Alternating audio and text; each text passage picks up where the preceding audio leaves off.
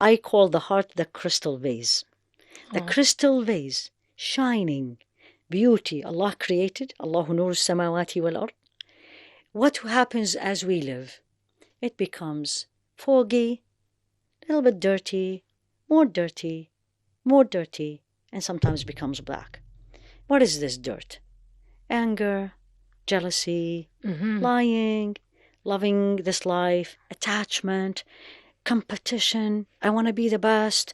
I'm going to crush them, the business, all these. Backbiting.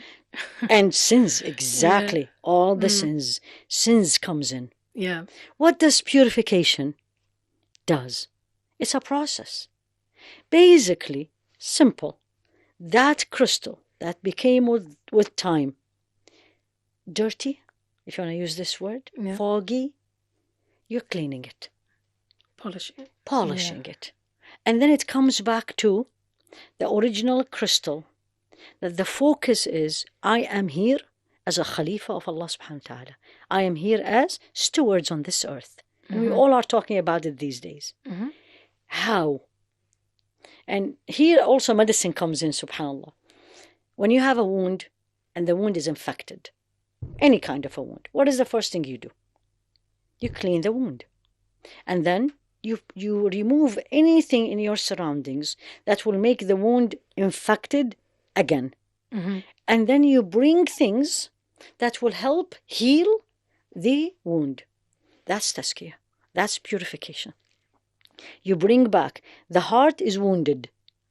Jealousy, backbiting, hate, no belief in Allah, all these things, right? And then I'm going to gradually remove it. Remove the harm. Yeah. Remove the harm. The sin. Clean it. And basically, literally, I tell the sisters all the time, it's like you're cleaning a dish, you're washing a dish. The dish is your heart. And you're washing it. And if the dish is dirty, you're going to keep washing. Yeah. Right? Yeah. So here you go. And by the way, purification of the heart, tazkiyah, is one of the 3 messages that Allah subhanahu wa ta'ala sent the Prophet alayhi salatu wasalam, Muhammad, for us. The first thing in Surah Al-Baqarah, رَبَّنَا وَبَعَثْ فِيهِمْ رَسُولًا مِنْهُمْ يَتْلُو عَلَيْهِمْ آيَاتِكَ وَيُعَلِّمُهُمُ الْكِتَابَ وَالْحِكْمَةَ وَيُزَكِّيهِمْ. No. So this was the dua of Ibrahim. Sayyidina Ibrahim, exactly in Surah Al-Baqarah. That, oh Allah, send to them, the people in Mecca, or his progeny. Yes. A Rasul from amongst them. A messenger from amongst them, exactly. Who will teach them, recite the verses of your verses to them. يَتْلُو عَلَيْهِمْ آيَاتِكَ and then وَيُعَلِّمُهُمُ الْكِتَابَ. They teach them the book. والحكمة and wisdom. So the sunnah. Exactly, mashallah. وَيُزَكِّيهِمْ. And purify him. This is in the first dua of Sayyidina Ibrahim.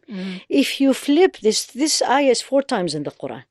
If you look at the second time in Surah Al-Baqarah, the sequence changed.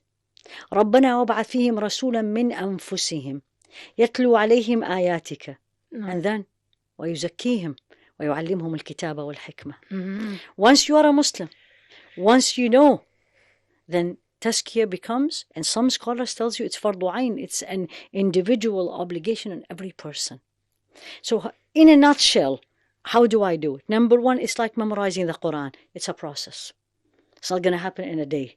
Allah, I always tell this to myself, Allah is capable of everything, but it's a process. I wanted, I'll take the measures, remove the viruses, right? Yeah. And keep the cleaning. Yeah. Number 1, in the process, you need to know, what is my problem?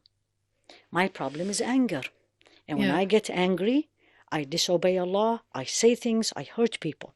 What is my problem? Jealousy. Why does she have it? I don't have it. She doesn't deserve it.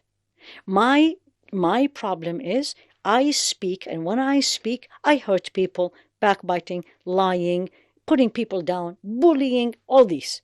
Number 1, identify. By identifying yourself. Then take one by one. Simple.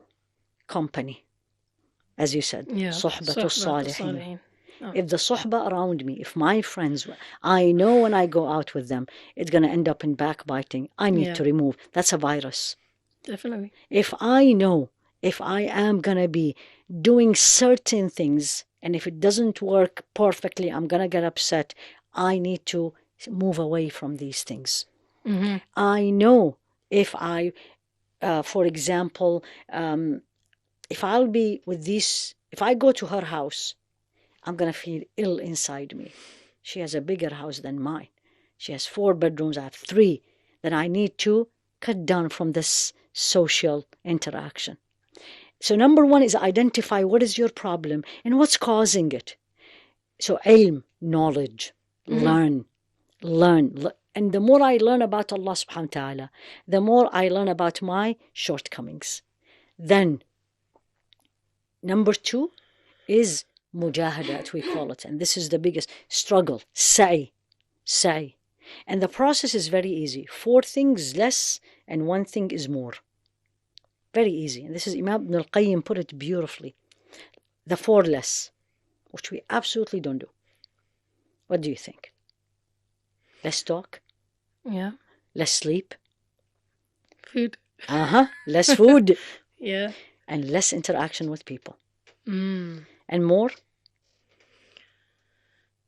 Dhikr. Exactly, mashallah, tabarakallah. More dhikr of Allah. No. The cornerstone is this one. No. And there is a saying attributed to Rasul alayhi salatu wasalam, الذكر صقالة القلب. Remembrance of Allah is the cleaning agent of the heart. Remember the crystal? Yeah. Like we put soap, put it in the dishwasher, spray.